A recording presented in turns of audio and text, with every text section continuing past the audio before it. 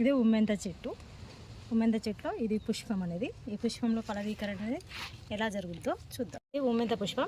ఈ ఉమ్మెంత పుష్పంలో పరాగ సంపర్కం అనేది అంటే స్వపరాగ సంపర్కం పరపరాగ సంపర్కం ఎలా జరుగుతుందో చూద్దాము. ఈ పుష్పంలోని భాగాల గురించి కూడా తెలుసుకుందాము.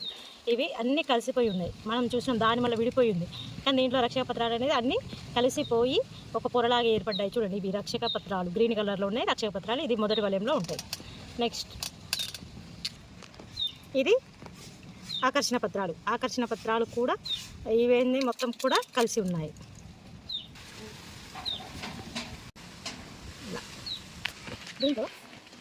దీంట్లోని భాగాలు చూసుకున్నాం. ఇవి పరాగ రేణువులు, పరాగ కోశం అనమాట. ఇవి పరాగ రేణువులు. పైన ఉబ్బెత్తు నిర్మాణాలు, వీటిలో పరాగ రేణువులు అనేది ఉండి పురుష ప్రత్యుత్పత్తి వ్యవస్థగా పనిచేస్తాయి. ఇవి ఎలా ఆకర్షణ పత్రాలకు అతుక్కొని ఉన్నాయి.